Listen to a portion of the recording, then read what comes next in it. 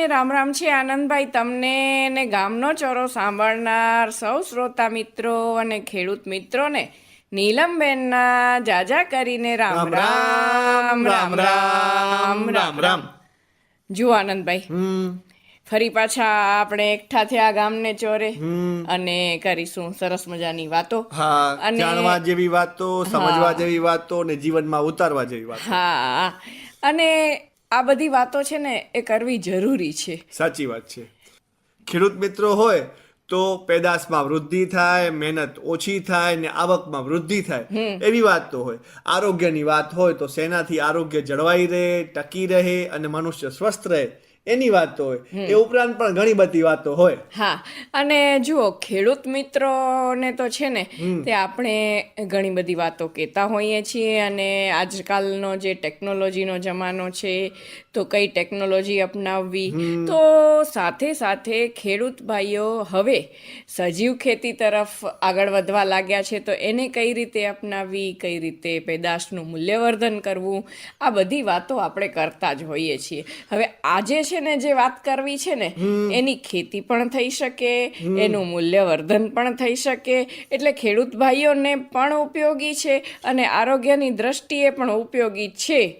આજની જે ગામના ચોરાની મુખ્ય વાત છે ને એના પર આવીએ અને એની વાત કરીએ. હવે જુઓ, આજે જે વાત કરવી છે ને એ છે આમળા વિશેની. હવે આમળાની ખેતી થાય એટલે ખેડૂત ભાઈઓને પણ ઉપયોગી થશે. બરાબર. અને આરોગ્યની દ્રષ્ટિએ તો આમળા ખૂબ જ ફાયદાકારક છે. જીઓ નીલમબેન, આમળાની ખેતીથી ખેડૂત મિત્રોને લાભ થાય અને આમળાના સેવનથી ખાનારને લાભ થાય. હા, એટલે બંને બાજુ લાભની જ વાત છે. સાચી વાત છે. અને લાભની વાત હોય તે તો કરવી જ પડે. હા, કરવી જ પડે, જરૂરથી કરવી પડે. હવે આ આમળા છે ને એને કહેવાય ઇન્ડિયન ગૂસબેરી. અરે વાહ. મસ્ત મજાનું રૂપકડું નાનકડું એવું ફળ, એનો રંગ પણ બહુ સુંદર, બરાબર, આંખોને પણ ઠંડક આપે જોઈએ ને તો. અને અત્યારે તો આમળાની ભરપૂર સિઝન, અને કહેવાય છે કે મકર સંક્રાંતિ પછી જે આમળા ખાવામાં આવે ને એ આમળામાં સારું એવું વિટામિન સી પણ મળે છે અને બીજા પણ કેટલાક તત્વોથી ભરપૂર એવા તાજા આમળા પણ ખાઈ શકાય. અને આમળામાંથી બીજી બધી બનાવટો પણ બને છે. ચ્યવનપ્રાશ એ તો બહુ જાણીતી બનાવટ છે. નીલમબેન, આમળાથી આવક વૃદ્ધિ અને આરોગ્ય વૃદ્ધિ અને ઋષિ ચ્યવન, આપણે જૂની વાત કરીએ, આયુર્વેદના શાસ્ત્રોમાં વર્ણવેલી વાત કરીએ તો ચ્યવન ઋષિએ આમળાનો ઉપયોગ ચ્યવનપ્રાશ મારફત કરી અને જે એમની કાયા છે એ નિર્બળ બની ગઈ હતી એને રૂષ્ટપુષ્ટ ને સ્વસ્થ બનાવી હતી. એટલે ચ્યવનપ્રાશનું સેવન આયુર્વેદની દ્રષ્ટિએ આરોગ્ય માટે ખૂબ જ લાભકારક છે. અને ચ્યવનપ્રાશનું જે મુખ્ય ઘટક છે એ આમળા છે. હા, અને આનંદભાઈ, આ આમળા છે ને એ વિટામિન સી નો બહુ સારો એવો સ્ત્રોત ગણાય છે. બીજા ફળ જેવા કે નારંગી છે, સ્ટ્રોબેરી છે, લીંબુ છે, આ બધા ખાટા રસવાળા ફળોમાં છે ને વિટામિન સી મળે છે. અને વિટામિન સી એટલા માટે જરૂરી છે કે એનાથી શરીરની ઇમ્યુનિટી એટલે રોગ પ્રતિકારક શક્તિ, હા, એનામાં વૃદ્ધિ થાય છે. જ્યારે કોરોના કાળ હતો ને ત્યારે પણ ડોક્ટરો વિટામિન સી લેવાની ભલામણ કરતા હતા. અને વિટામિન સી છે એ દરેક રોગ સામે લડી શકે એવી તાકાત આપે છે. અને હવે આ આમળા એટલે કે આપણી ઇન્ડિયન ગૂસબેરી જેને અંગ્રેજો કહે છે, એની અંદર છે ને તે 450 મિલીગ્રામ જેટલું વિટામિન સી હોય છે, જે બીજા કોઈ ખાટા રસવાળા ફળમાં હોતું નથી. નારંગીમાં 88 મિલીગ્રામ હોય, પપૈયામાં પણ 88 મિલીગ્રામ જેટલું વિટામિન સી મળે છે, સ્ટ્રોબેરીમાં 97 મિલીગ્રામ મળે, લીંબુમાં 45 મિલીગ્રામ મળે, પણ ગૂસબેરી એટલે કે આમળામાં સૌથી વધારે. એટલે અને પાછું શું છે કે એ ફ્રૂટ છે, ફળ છે આમળું, છતાં એમાં સાકરનું પ્રમાણ એટલે શર્કરાનું પ્રમાણ છે ને એ નહિવત છે. એટલે એનાથી શું થાય છે કે ચરબી થતી નથી અને ફાઈબર એટલે કે રેસો તો ખૂબ બધો છે, માટે કબજિયાતની સારી દવા છે. આમળાનો રસ સવારે પીએ ને તો ચામડીની, આંખની, વાળની આ બધાની તંદુરસ્તીમાં વધારો થાય. એટલે આમળા તો કુદરતનું વરદાન છે. અને નીલમબેન, આયુર્વેદની દ્રષ્ટિએ વાત કરીએ ને તો આયુર્વેદમાં રસાયણ ચોળના આવે છે, હા. જેમાં મુખ્ય ઘટક હરડે બૈડા અને આમળા હોય છે. એટલે આનાથી પણ આરોગ્ય સુધરે છે. હવે આપણે વિટામિન સી ની વાત કરી, બરાબર? હવે વિટામિન સી ની ઉણપ હોય ને તો શું થાય આનંદભાઈ? તો છે ને, શરીરમાં નબળાઈ લાગે, થાક લાગે, લોહી પણ ઓછું થઈ જાય, લોહીમાં હિમોગ્લોબિન પણ ઘટી જાય, એવી બધી તકલીફો થાય.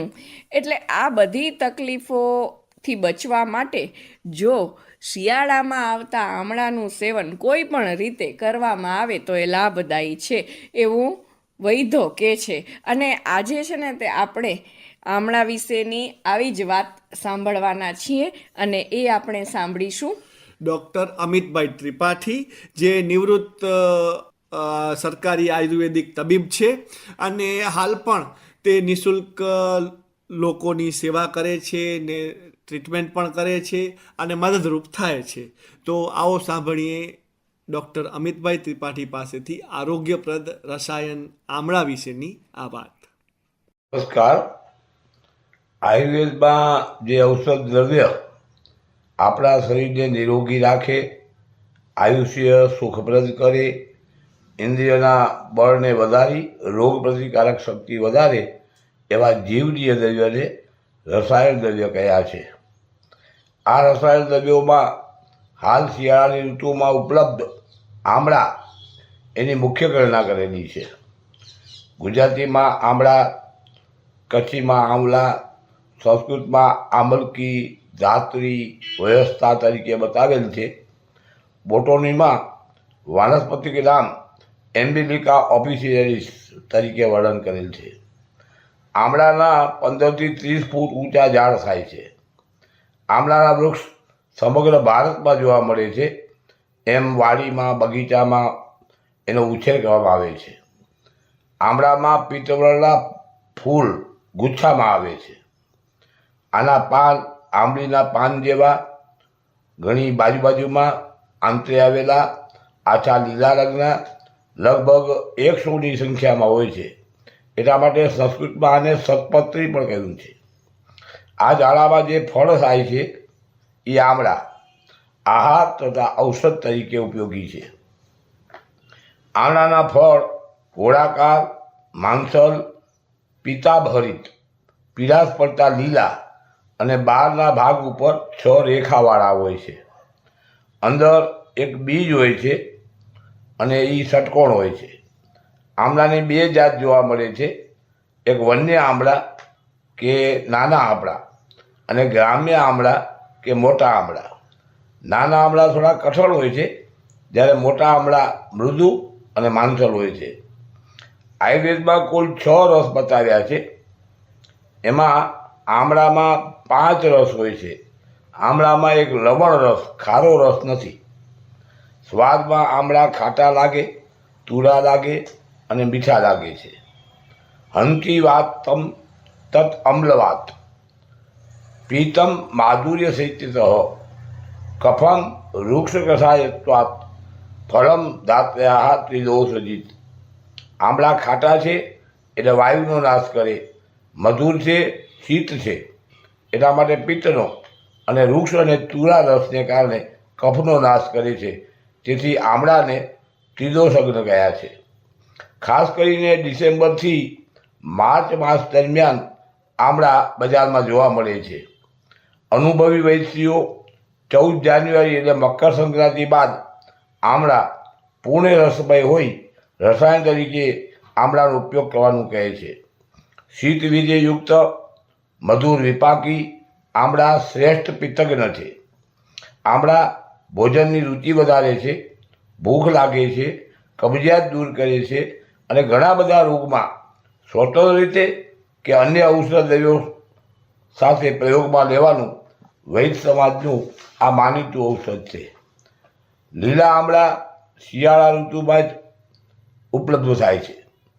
એટલે નિષ્ણાતો દ્વારા આમળાની સૂકવણી કરે, આમળાના સ્વરસની શાસ્ત્રોક્ત માત્રામાં ભાવના આપે અને પછી 12 માસ એ આમળા ઉપયોગમાં લે છે. આમળાની વિશેષતા એ છે કે સૂકા થઈ જાય અને તે પછી પણ એની ગુણવત્તા જળવાઈ રહે છે. આયુર્વેદના જાણીતા ઔષધ ત્રિપળા ચૂર્ણ, રસાયણ ચૂર્ણ, ચ્યવનપ્રાશ અમલે, ધાત્રી રસાયણ વગેરેમાં આમળાનો ઉપયોગ થાય છે. આમળા કેશ્ય છે, વાળ વધારનાર છે, એટલે બજારમાં મસાલા તેલમાં પણ આમળાનો વપરાશ બતાવ્યો છે.